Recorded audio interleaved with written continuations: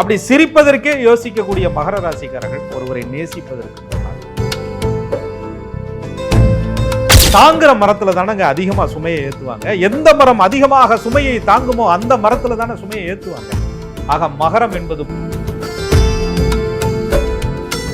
உங்களுக்கான தேவைகளை, உங்களுக்கான காரியங்களை உங்களுக்காக பேசுவதற்கு நீங்களே தயாராக இல்லாத பொழுது,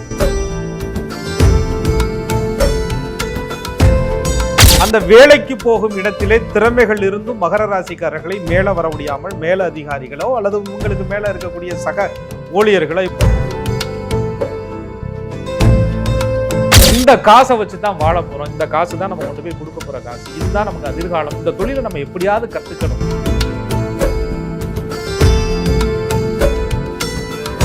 உன்கிட்ட ஆசையே இல்லை, உன்கிட்ட மதிப்பே இல்லை, நீ ரொம்ப கூலா இருக்க அப்படின்னு சொல்லி விட்டு கொடுத்து போன குணத்தை கூட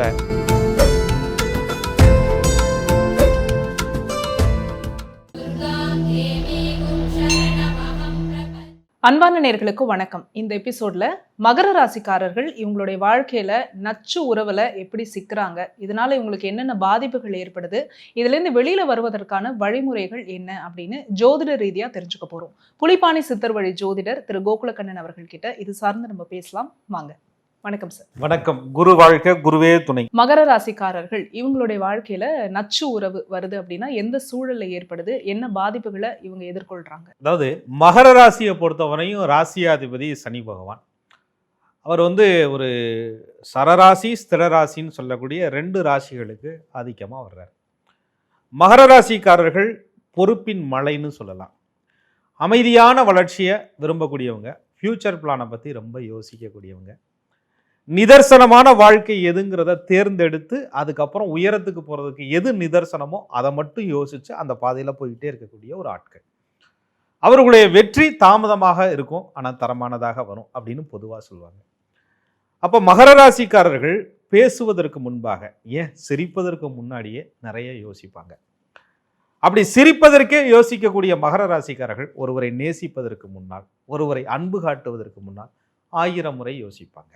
அப்படி யோசிச்சு மகர ராசிக்காரர்கள் ஒருவரை தேர்ந்தெடுத்துக்கிட்டு அதுக்கப்புறம் அந்த உறவு நச்சா மாறுதா, அல்லது யோசிக்காமலேயே பழகி அந்த உறவு இவர்களுக்கு நச்சாக மாறுதா அப்படிங்கிறது சுய ஜாதகத்தில் ராசி எப்படி மகரமோ, லக்கணம் லக்னாதிபதி நின்ற நிலையை பொறுத்து, அந்த லக்னாதிபதியை ராகு கேதுகள் தொடர்பு கொள்ளக்கூடிய சூழலை பொறுத்து தான் இவங்க நச்சு உறவுல சிக்கிறாங்களா அல்லது நச்சு உறவு இவர்களை தேடி வந்ததா, அந்த உறவு குடும்பத்துக்குள்ள இருக்கா, வெளியில இருக்கா, சமுதாயத்தில் இருக்கா, கலத்திர வாழ்க்கையில இருக்குதா, அல்லது புத்திரன் வடிவிலேயே குழந்தைகள் வடிவிலேயே அது டாக்ஸிக்கா இருக்கா, அல்லது ரகசியமான மனநிலைக்குள்ள காயப்பட்ட ஒரு உறவாக இருக்குதா அப்படிங்கிறது சுய ஜாதகத்தில் இருக்கக்கூடிய சில அம்சங்களை பொறுத்து தான் மாறும். ஏன்னா மகரத்தை பொறுத்தவரையும் நிலையான வாழ்க்கையை வாழ்ந்துட்டு போயிடுவோம்யா அப்படின்னு நினைக்கக்கூடிய ஒரு ஆட்களுக்கு நிலைகுலைய செய்யக்கூடிய சூழலை நச்சு உறவு தான் அதிகமாக உருவாக்குவார்கள்.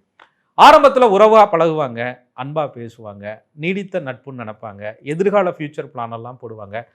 இவங்க திட்டமிடுற விஷயங்கள் சரியான பாதையில் இருக்கும். சரியான பாதையில் குதிரைக்கு கடிவாளம் போட்ட மாதிரி போயிட்டே இருப்பாங்க. தன்னுடைய வெற்றி தோல்வி இது 2ஐயும் கடந்தவர்களாக அவர்கள் இருப்பாங்க. ஆனால் நச்சு உறவுல சிக்கும் பொழுது தோல்வி மட்டுமே பார்க்கக்கூடிய சூழலில் மகர ராசிக்காரர்கள் தள்ளப்படுவார்கள் சில சதி வலையினால.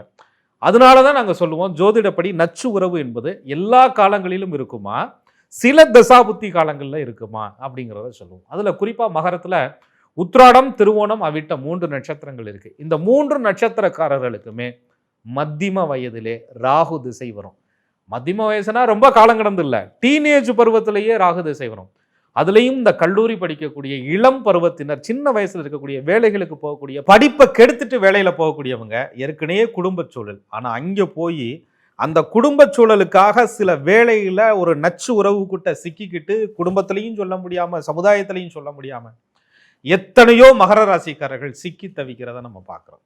ஆக மகரத்தை பொறுத்தவரை சுய ஜாதகத்துல இருக்கக்கூடிய கிரக அமைப்புகள் தான் அவர்கள் வாழக்கூடிய வாழ்கின்ற உறவுகளால் ஏற்படக்கூடிய நச்சு உறவை தீர்மானிக்குது. மகர ராசிக்காரர்கள் டீனேஜ்ல இந்த டாக்ஸிக் ரிலேஷன்ஷிப்ல மாற்றாங்கன்னா ரொம்ப கஷ்டம் தானே சார்? என்ன மாதிரியான பாதிப்புகள் இவங்க சந்திக்கிறாங்க? டீனேஜ்ல காதல் பருவ விஷயங்களால நீ என்னுடைய கட்டுப்பாட்டுக்குள்ள இருக்கணும்னு சிலர் கொண்டு மகர ராசிக்காரர்களை நிறைய துன்புறுத்துவாங்க. அதுக்கு வீட்டில் இருக்கிறவங்க பயந்துக்கிட்டு சீக்கிரத்தில் பெண்களாக இருந்தால் திருமணம் முடிச்சு வச்சிருவாங்க. ஆண்களாக இருந்தால் நீ படித்தது போதும், ஊர பக்கம் போ, வேலைக்கு போ அப்படின்னு சொல்லி தள்ளுவாங்க. அந்த வேலைக்கு போகும் இடத்திலே திறமைகள் இருந்தும் மகர ராசிக்காரர்களை மேலே வர முடியாமல் மேல அதிகாரிகளோ அல்லது இவங்களுக்கு மேலே இருக்கக்கூடிய சக ஊழியர்களோ இவர்களை ஒரு வட்டத்துக்குள்ளேயே வச்சு இவங்களை மன உளைச்சலுக்கு ஆட்படுத்தி அடுத்த கட்ட வளர்ச்சிக்கே போக விடாம மகர ராசிக்காரர்களை பண்றதை நம்ம பார்க்குறோம். பெண்கள் ஏதோ அவர்களாகவே ஒரு வாழ்க்கையை தேர்வு பண்ணியிருந்தாலும் 10க்கு 2 பழுது இல்லாமல் தான் தேர்வு பண்ணுதானு பேசாமல் போயிடுவாங்க. ஆனால் சில நேரங்களில் நிர்பந்தத்தின் அடிப்படையில் திருமண வாழ்க்கைக்குள் மகர ராசிக்காரர்கள் சிக்கும் பொழுது அந்த வாழ்க்கையே இவர்களுக்கு ஒரு நச்சு உறவாக, ஒரு டாக்ஸிக்காக, இவங்களுடைய கணவன் மனைவி நல்லவங்களாக இருந்தாலும் கூட சுற்றி இருக்கக்கூடிய குடும்ப உறவுகள் இவர்களை அந்த நச்சான ஒரு வாழ்க்கைக்குள்ள கொண்டு போய் மகர ராசிக்காரர்களை இளம் பருவத்திலேயே தள்ளி. மகர ராசிக்காரர்கள்ட்ட பொறுத்து போகிற குணம் அதிகம் உண்டு. சனி பகவான் அமைதி காக்கக்கூடிய குணம் அதிகம் உண்டு. அந்த அமைதி காக்கிறது எதுக்காக அப்படின்னு கேட்டிங்கன்னா குடும்பத்துக்காக, தன்னுடைய நலன் அப்படிங்கிறத தாண்டி குடும்பத்துக்காக. ஒரு மான மரியாதைக்கு கட்டுப்பட்டுட்டோம், கல்யாணத்தை முடிச்சிட்டோம், ஒரு வாழ்க்கையை ஏற்படுத்திட்டோம், ஒரு தொழிலுக்கு வந்துட்டோம், இந்த காசை வச்சு தான் வாழ போகிறோம், இந்த காசு தான் நம்ம கொண்டு போய் கொடுக்க போகிற காசு, இதுதான் நமக்கு எதிர்காலம், இந்த தொழிலை நம்ம எப்படியாவது கற்றுக்கணும் அப்படி என்ற பொறுப்பு உணர்வு தான் மகரம் அதிகமான நச்சு உறவுகளை தன் தலைமேல தேடிக்கக்கூடிய சூழலை உருவாக்குது. இவங்களுடைய பொறுப்பு உணர்ச்சியை, இவங்களுடைய பொறுப்பான விஷயத்தை ஒருத்தர் பயன்படுத்திக்கும் போது தான் எனக்கு இந்த வேலை வேணுங்க, எனக்கு இந்த வாழ்க்கை வேணுங்க, எனக்கு இந்த குடும்பம் வேணுங்க, இந்த லைஃப்பை விட்டு நான் வெளியில போக முடியாதுங்க, போக மாட்டேங்க, என் குடும்பத்துக்காக, என் குழந்தைக்காக, என் சமுதாயத்திற்காக, என்னுடைய நண்பனுக்காக, என்னுடைய நட்புக்காக, என்னுடைய சமூகத்திற்காக நான் என்னை அர்ப்பணிக்கிறேன்னு என்னைக்கு மகரம் தன்னை அர்ப்பணிக்குதோ அன்னைக்கே உன் வாழ்க்கை அர்ப்பணிக்கப்பட்டது அப்படின்னு அர்த்தம். அந்த இடத்தில் தான் மகர ராசிக்காரர்கள் நச்சு உறவுல சிக்கிக்கிறாங்க. பொறுப்பு இருக்கலாம், தன்னை இழந்த பொறுப்பு இருக்கக்கூடாது, தன்னை கட்டுப்படுத்துகிற பொறுப்பு இருக்கக்கூடாது, இந்த பொறுப்பை தவறாக பயன்படுத்தக்கூடிய உறவுகளிடம் சிக்கக்கூடாது. இந்த பாடத்தை மகரம் புரிஞ்சுக்கிறோம். ஆனால் அந்த நச்சு உறவு இவர்களை புரிய விடாமல் பாடாய் படுத்தும். இவர்களுடைய பொறுப்பை காமிச்சே அந்த நச்சு உறவு இவர்களை பயன்படுத்தி கொள்ளும். ஆக மகரம் என்பது தன்னுடைய பொறுப்பை உணர்ந்தால் மட்டும் பத்தாது, தான் ஒரு நச்சு உறவுல சிக்கியிருக்கோங்கிற பொறுப்பையும் உணர்ந்தால் மட்டும்தான் நச்சு உறவை விட்டு இவங்க வெளியில வர முடியும். அப்படின்னா மகர ராசிக்காரர்களுக்கு உணர்வுகளை வெளிப்படுத்தவே தெரியாதா? மகர ராசிக்காரர்களுக்கு உணர்வுகளை வெளிப்படுத்த தெரியாதுன்னு அர்த்தம் இல்லைங்க. அதாவது நிறைய விஷயங்களை இவர்கள் மறைத்து விடுவார்கள். அந்த சொல்லி என்னாக போகுது அப்படின்னு சொல்லக்கூடிய ஒரு அமைப்பு மகர ராசிக்காரர்களுக்கு உண்டு.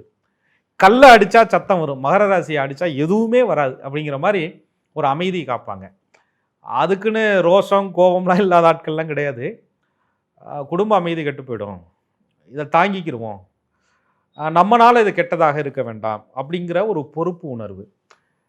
அதுக்கப்புறம் இவங்களுடைய அந்த வெளியில சொல்லாத ஒரு குணம்னு ஒன்று இருக்குல்ல, எவ்வளவு காயப்பட்டாலும் வெளியில் காமித்து கொள்ளாத ஒரு குணம் இவர்களிடத்துல இருக்கிறதுனால இவங்க போய் பப்ளிக்ல நம்ம விட்டு கொடுத்துட மாட்டாங்க, சொல்லிட மாட்டாங்க அப்படிங்கிற விஷயத்தை அந்த நச்சு நபர் உள்வாங்கி கொண்டு அப்படியே ரிட்டனா உன்கிட்ட உணர்ச்சிகளே இல்லை, உன்கிட்ட ஆசையே இல்லை, உன்கிட்ட மதிப்பே இல்லை, நீ ரொம்ப கூலா இருக்க அப்படின்னு சொல்லி விட்டு கொடுத்து போன குணத்தை கூட எதிராளி இவர்களை கார்னர் பண்ணி குற்றவாளியாக மாற்றி அதையும் நச்சு உறவாக, நச்சு ஃபீலிங்காக மகர ராசிக்காரர்கள் உணர்ந்து கொண்டே இருப்பாங்க.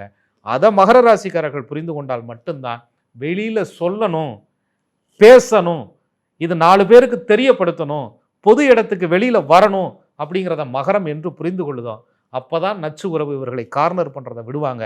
இல்லைன்னு சொன்னான் ராசியாதிபதி சந்திர பகவான் மகரத்திற்கு 7க்குடையவனாகி ராசி மேல உட்கார்ந்து அந்த இடம் ராசியாதிபதி சனி பகவானாகவே இருந்தாலும் அவருடைய பார்வையில, நீச்ச பார்வையில சிக்கிக்கிட்டா மகரம் வாங்கின அடிய வெளியில சொல்லவே சொல்லாது. மகர ராசிக்காரர்கள் ஒரு கல்ல அடிமேல் அடித்து அது ஒரு நாள் சிலையாக மாறுவது போன்று இவங்க தாங்கிய வலிக்கெல்லாம் ஒரு நாள் விடை கிடைக்கும்.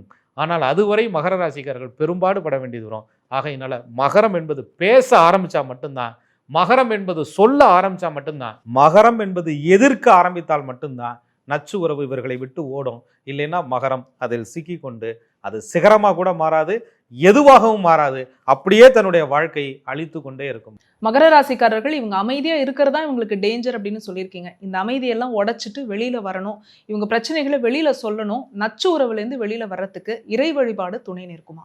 பொதுவா ஆஞ்சநேயர்கிட்ட போறதுக்கு முன்னாடி மகர ராசிக்காரர்கள் தனக்குள்ள ஒரு சபதம் ஏற்றுக்கணும்.